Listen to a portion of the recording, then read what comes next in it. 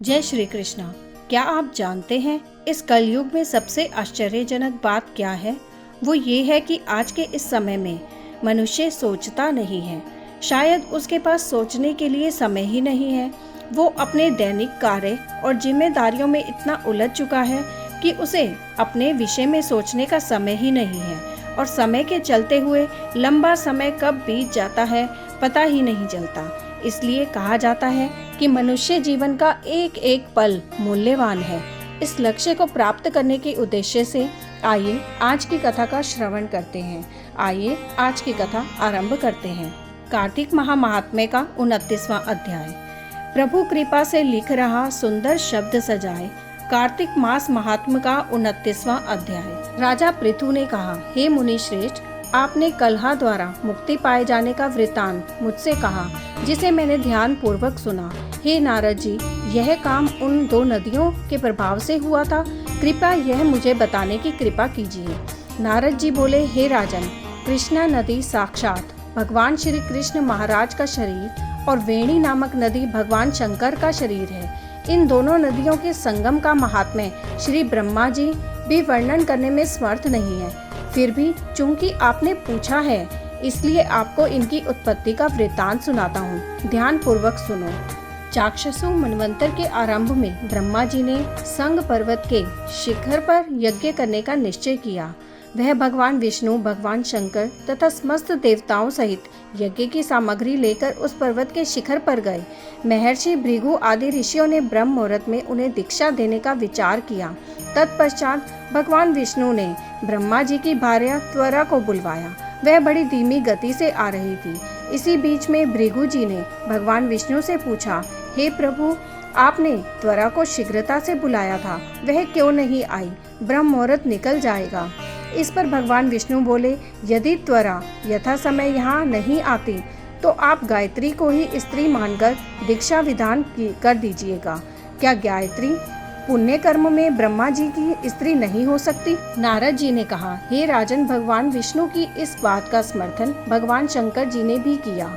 यह बात सुनकर भृगु जी ने गायत्री को ब्रह्मा जी के दाईं ओर बिठाकर दीक्षा विधान आरंभ कर दिया।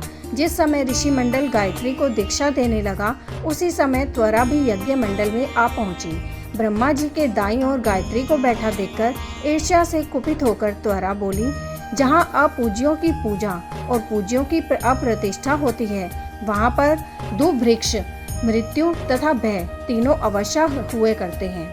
यह गायत्री ब्रह्मा जी के दाईं ओर मेरे स्थान पर विराजमान हुई है, इसलिए यह अदृश्य बहने वाली नदी हुई।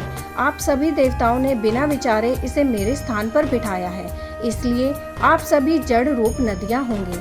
नारद जी राजा पृथु से बोले, हे राजन, इस प्रकार त्वरा के श्राप को सुनकर गायत्री क्रोध से आग बबूला होकर अपने होठ चबाने लगी। देवताओं के मना करने पर भी उसने उठकर त्वरा को श्राप दे दिया। गायत्री बोली, त्वरा, जिस प्रकार ब्रह्मा जी तुम्हारे पति हैं, उसी प्रकार मेरे भी पति हैं। तुमने व्यर्थ ही श्राप दे दिया है, इसलिए तुम भी नदी हो जाओ। तब देवताओं में खलबली मच गई। सभी देवता त्वरा को साष्टांग प्रणाम करके बोले, हे देवी, तुमने ब्रह्मा आदि समस्त देवताओं को जो श्राप दिया है वह उचित नहीं है, क्योंकि यदि हम सब जड़ रूप नदियां हो जाएंगे तो फिर निश्चय ही यह तीनों लोकों में नहीं बच पाएंगे। क्योंकि यह श्राप तुमने बिना विचार किए दिया है, इसलिए यह श्राप तुम वापस ले लो। त्वरा बोली, हे देवगण, आपके द्वारा यज्ञ के आरंभ में गणेश पूजन न किए जाने के कारण ही यह विघ्न उत्पन्न हुआ है। मेरा यहाँ श्राप कदापि खाली नहीं जा सकता, इसलिए आप सभी अपने अंगों से जड़ीभूत होकर अवश्य मेव नदियां बनोगे।